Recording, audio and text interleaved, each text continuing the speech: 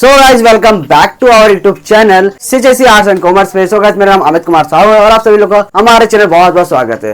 So guys जैसे आप लोग प्लस टू सेकंड ईयर में आ चुके होंगे, आप लोग आके सोच रहे हैं कॉमर्स का सिलेबस क्या है, क्या क्या पढ़ना होगा, कैसे पढ़ना होगा, क्या क्या करना है, क्या नहीं पढ़ना है। सो गाइस जैसे आज हम लोग ऐसा 2025-2026 का कॉमर्स न्यू सिलेबस डिटेल में डिस्कस करेंगे। और जैसे कि आपको पता ही होगा कॉस्ट अकाउंटिंग नया आता हमारा प्लस टू सेकंड ईयर में, ठीक है। और जैसे कि यहाँ पर आपको यहाँ पर 6 सब्जेक्ट पढ़ना पड़ता है, BSM, BMS, cost accounting, account compulsory, English और एक मोबाइल, हिंदी, ओडिया, इंग्लिश जो भी रहता है। वैसे जैसे कि आप लोग सोच रहे हैं क्या पढ़ना होता है, पहले बीएसएम का बात किया है क्या पढ़ना होगा। यूनिट 1 जैसे सब में 4 यूनिट है। और जैसे कि सबसे पहले हम लोग बात करते हैं बीएसएम का। बीएसएम यूनिट 1 में nature, significance and function of management. जैसे मैनेजमेंट ऑफ नेचर पढ़ेंगे, सिग्निफिकेंस पढ़ेंगे और उसका फंक्शन पढ़ेंगे, क्या क्या फंक्शन प्रेयर करता है। ठीक है, पहले यूनिट 1 का ये सब पढ़ेंगे। फिर यूनिट 2 में आते हैं तो इसमें आप प्रिंसिपल्स ऑफ मैनेजमेंट और बिजनेस एनवायरनमेंट है। ये 2 सब्जेक्ट ना 2 चैप्टर है, ठीक है। प्रिंसिपल्स ऑफ मैनेजमेंट अलग और बिजनेस एनवायरनमेंट अलग है। प्रिंसिपल्स ऑफ मैनेजमेंट आप हेनरी फेल का मैनेजमेंट पढ़ेंगे तो प्रिंसिपल पढ़ेंगे, और एफडब्ल्यू टेलर का प्रिंसिपल्स पढ़ेंगे, क्या प्रिंसिपल है, क्या नहीं। और फिर आता है बिजनेस एनवायरनमेंट में, बिजनेस एनवायरनमेंट क्या है क्या नहीं सब यहाँ पर पता चलेगा आपको। फिर आता है यूनिट 3 में बात करते हैं बीएसएम के यूनिट 3 का। यूनिट 3 में आप 2 चीज पढ़ते हैं, फाइनेंशियल मार्केट और marketing management. Financial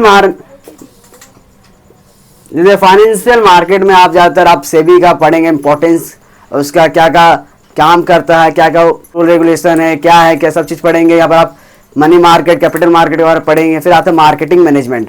marketing management आप ज़्यादातर 4 पीस पढ़ेंगे। यहाँ पर प्रोडक्ट, प्राइस, प्रेस, प्रमोशन, क्या क्या इंपॉर्टेंट डिसीजन है, सब चीज़ आप पढ़ेंगे डिटेल में। और आपका भाई पढ़ाएगा, कोई दिक्कत की बात है, ठीक है, पर डिटेल में आपका भाई पढ़ाएगा।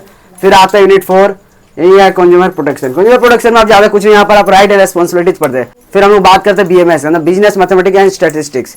यहाँ पर ज़्यादा आप यहाँ पर 4 यूनिट है। सबसे पहले बात करें तो डिटरमिनेंट है, फिर मैट्रिक्स है, फिर सेट थ्योरी है, फंक्शंस है। ये सब यूनिट 1 के अंदर आता है। फिर यूनिट 2 में कैलकुलस 1 है, कैलकुलस 2 है। कैलकुलस 1 में आपका लिमिट एंड कंटिन्यूटी आता है, और इसमें 2 प्रिंसिपल आता है। कैलकुलस 2 में आपका आता है इंटीग्रेशन। और यूनिट 3 बात किया जाए तो मैथ का आपका मेजर्स ऑफ सेंट्रल टेंडेंसी है। भाई बहुत ही इजी चैप्टर। यहाँ पर आ जाता है मीन, मीडियन, मोड का पढ़ेंगे, ठीक है। Arithmetic mean, geometric mean, harmonic mean क्या है क्या नहीं, मीडियन, मोड, एक्साइल, डिसाइल, परसेंटाइल क्या है, आपका भाई पर डिटेल में पढ़ाई। बहुत ही ईजी मेथड है, जो आप पढ़ेंगे कि आप दूसरों को सिखाएंगे भी। ये measure of standard tendency.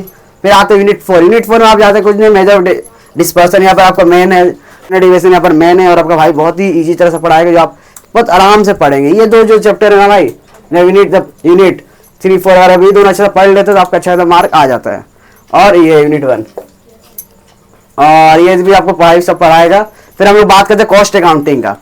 Cost accounting में आपका 4 यूनिट है भाई। कॉस्ट अकाउंटिंग के सब यूनिट 1 में बात करें तो पहले कॉस्ट अकाउंट का nature, scope of cost account पढ़ते, उसका नेचर क्या है और स्कोप क्या है कॉस्ट अकाउंट का।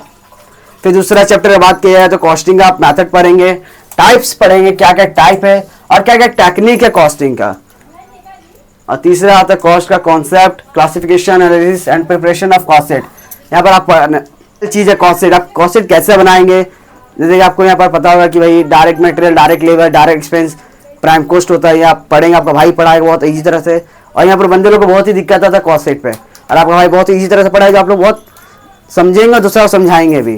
और अगर आप ये अच्छे पढ़ते तो एग्जाम में बहुत ही इंपॉर्टेंट है कॉस्ट शीट, ये आते ही आता है।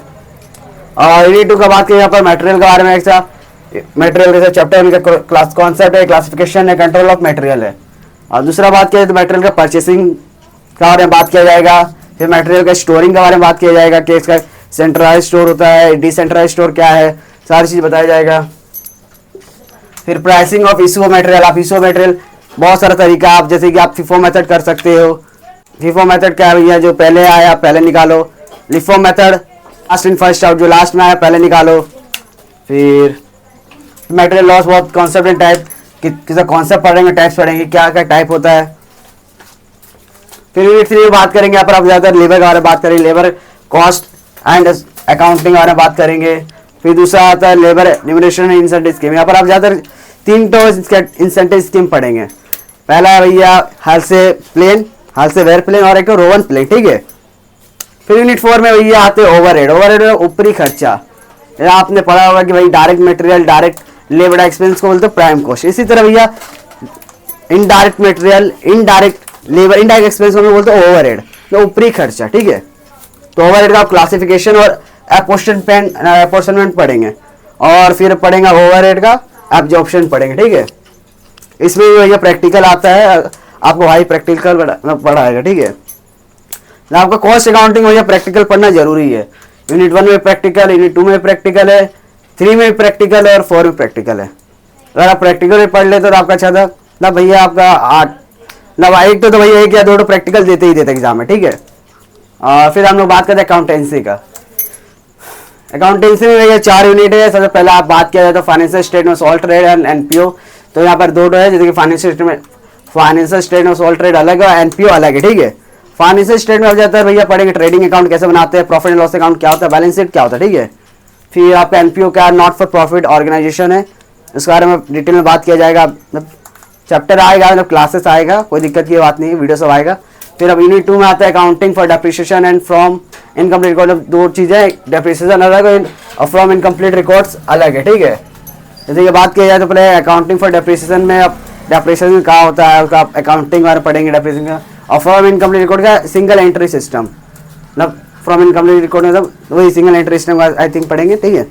फिर यूनिट 3 में बात करेंगे accounting for partnership form, admission of a new partner, admission मतलब क्या होगा अकाउंटिंग। फिर यहाँ पर गुडविल में बहुत सारी चीज़ बात करेंगे मतलब पार्टनरशिप के रिलेटेड, ठीक है, कि पार्टनरशिप फॉर्म क्या होता है, फिर पार्टनरशिप डीड क्या होता है, ये सब बात क्या रहेगा अकाउंटिंग फॉर पार्टनरशिप फॉर्म में यूनिट 3। फिर बात आएगा यूनिट 4 अकाउंटिंग फॉर कंपनीज। फिर आप अकाउंटिंग करेंगे कंपनीज का, कंपनीज जैसे कि आप ज़्यादातर यहाँ पर इशू ऑफ शेयर और इशू ऑफ डिवेंचर करेंगे, ठीक है, कि इशू ऑफ शेयर का अकाउंटिंग कैसे करेंगे, इशू ऑफ डिवेंचर का अकाउंटिंग कैसे करेंगे। सो गाइस यहाँ पर आप लोग का भाई पूरा सारा चीज़ डिटेल में बता दिया है। सो गाइस ये से ऊपर मैंने बताया सारी चीज़ यह सब। सो गाइस आप लोग चाहो तो आप स्क्रीनशॉट ले सकते हो, मैं एक साइड हो जा रहा हूँ। सो गाइस ये आपने मैंने कॉमर्स का न्यूज़ सिलेबस का पूरा सारा चीज़ बता दिया है, 2025-2026 का जितना भी है। सो गाइस आपको यही हिसाब से पढ़ना है और क्या पढ़ना है क्या नहीं पढ़ना। आपका भाई वीडियो लाएगा, नया वीडियो लाएगा, पूरा डिटेल में बात किया जाएगा, हर एक चैप्टर के बारे में पूरा डिटेल में बढ़ाया जाएगा आपका। आप जिस तरह मैं आपको पढ़ाऊंगा ना, आप पढ़ोगे कि आप दूसरा को समझाओगे और अच्छा सा मार्क लाओगे अगर आप मेरे हिसाब से पढ़ोगे, मेरे साथ पढ़ोगे और मेरे जो मैं बोलूँगा और आप मेरे बात सुनोगे तो अच्छा सा आप मार्क लेके आओगे क्लास 12 पे। अगर नहीं सुनोगे फिर कैसे चलेगा। अगर आप सही से आप वीडियो देखते हो, सही से आप नोट्स बनाते हो, सही से आप जो मैं आपको बोलूँगा क्वेश्चन करते हो और आप रिवीजन करते हो और PYQ, तो मैं आपको मतलब एग्जाम का लास्ट में। सो गाइस ये सब जो मैंने आपको बताया कि कॉमर्स का न्यूज़ सिलेबस है, ये सब का एक नया वीडियो आएगा, पूरा एक्सप्लेन वीडियो आएगा, डिटेल्ड वीडियो आएगा हर एक चैप्टर के बारे में। सो गाइस अगर आपको इस सब के बारे में अमित भाई से सीखना है या जानना है कि भाई यहाँ पूरा टॉपिक को समझना है, अच्छा मार्क लाना है 12 पे सेकेंड ईयर में, तो गाइस चैनल को जरूर से जरूर सब्सक्राइब करो। अगर कोई डाउट है तो एक कमेंट सेक्शन में कमेंट करें, जो मैं आप लोगों को प्रॉब्लम जान सकूँ और उसको मैं सॉल्यूशन कर सकूँ कुछ, ठीक है। सो गाइस अगर आपको वीडियो अच्छा लगा तो लाइक करें, सब्सक्राइब करें और शेयर करें। जय हिंद, जय भारत।